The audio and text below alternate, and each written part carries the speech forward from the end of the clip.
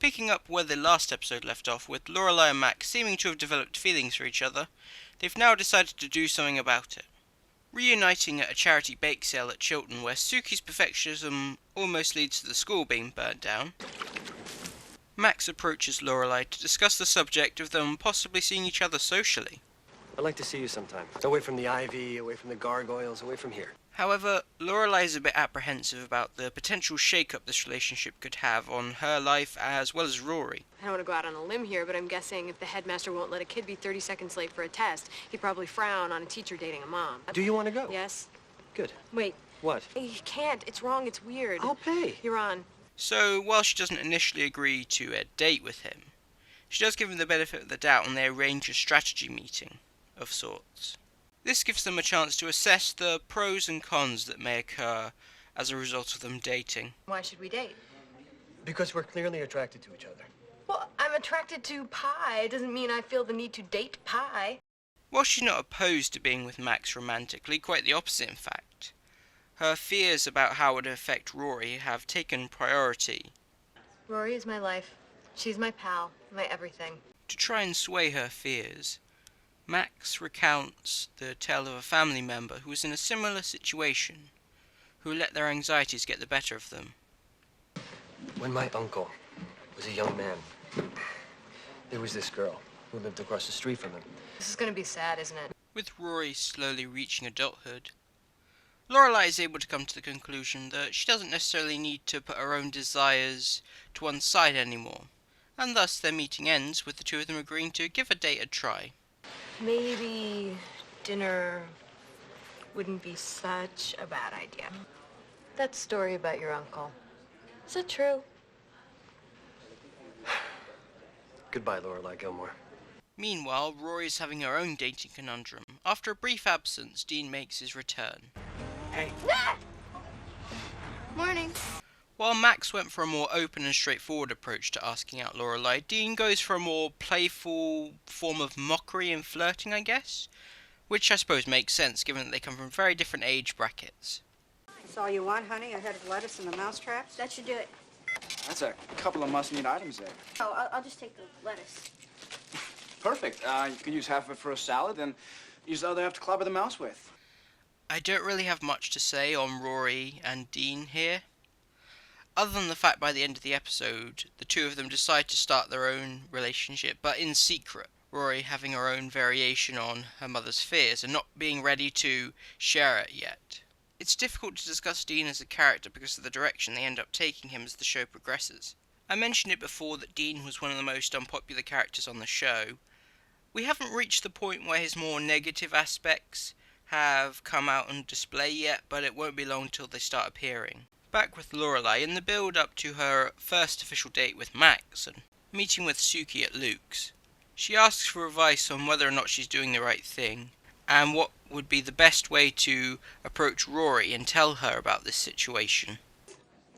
I'm just so mixed up, though, you know? This is a real crossroads kind of situation. It's like to perm or not to perm. I do not like to involve Rory in my personal life. I don't want her to have to deal with that. You do know that Rory's not a baby anymore.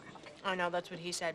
Maybe I'm being too serious, right? Maybe I should loosen the rules a bit. It's during this scene where I've got to highlight just how good this show is at balancing exposition, character work, and comedy at the same time. While they're talking, the two of them are waiting for Luke to serve them, naturally. But since he isn't present, Suki decides just to go behind the counter and get what they want while continuing the Max conversation.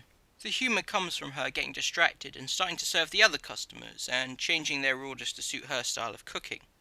Only for Luke to return and scold her, implying that this has happened before. Counter is a sacred space, my sacred space. You don't do yoga on the Dalai Lama's mat, and you don't come behind my counter, period. It also sets up a character dynamic between the two of them, which pops up now and again, that being their different approaches to cooking.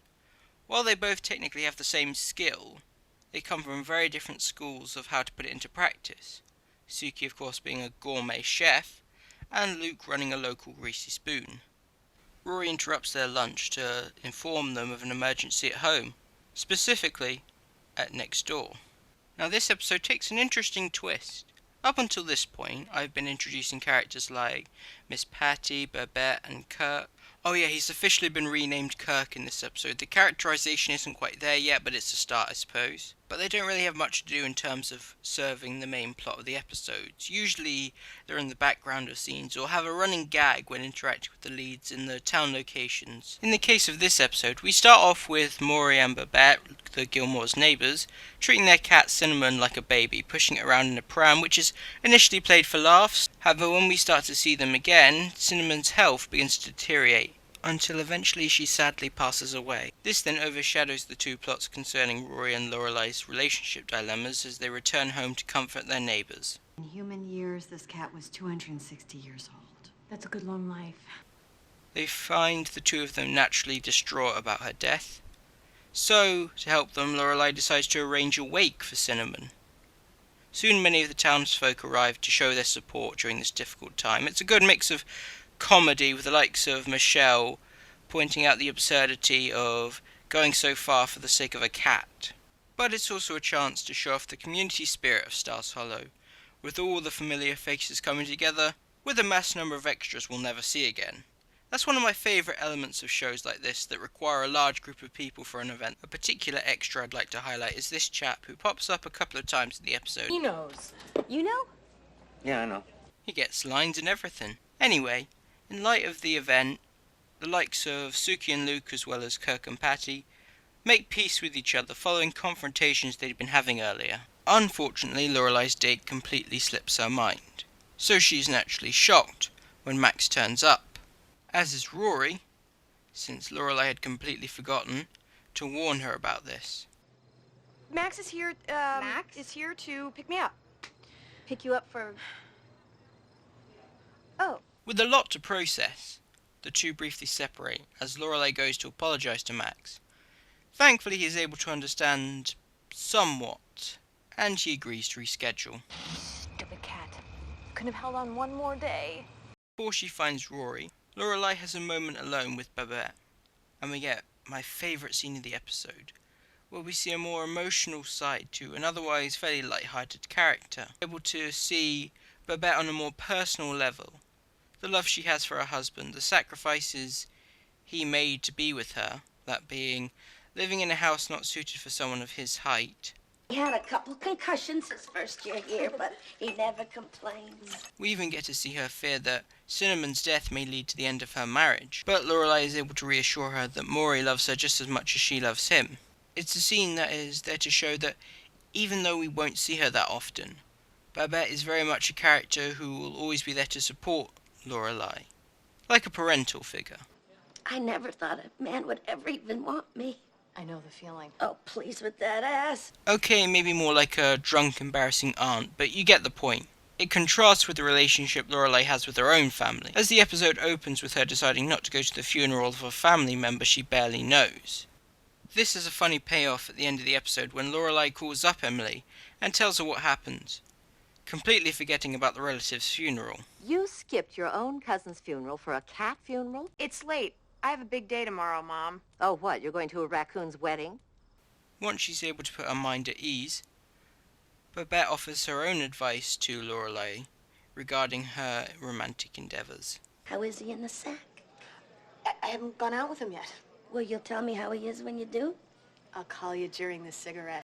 Once at home, it's finally time for Lorelai and Rory to talk about the elephant in the room. And when were you planning on telling me about this? On your wedding? Oh, by the rehearsal dinner at least.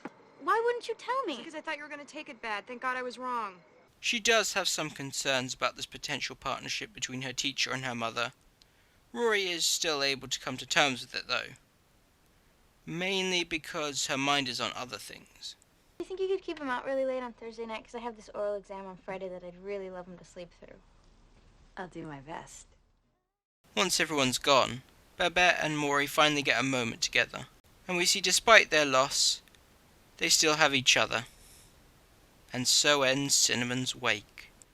Going into this episode, I was worried that it was just going to be filler, but thankfully I was proven wrong, and found it to be one of the best episodes of the series so far. We now get to see the official establishment of these relationships, and we'll see how they progress as we go on.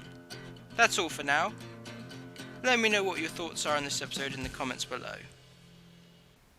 If you enjoyed this video, be sure to give it a like. if you haven't already. Please support this channel by hitting the subscribe button and turning on notifications to stay up to date. You can also find and follow me on Twitter here, and I'll see you next time for Rory's birthday parties. That man on the porch was your teacher. Mom, I'm a little behind in school, but not so behind that I don't know who the teacher is.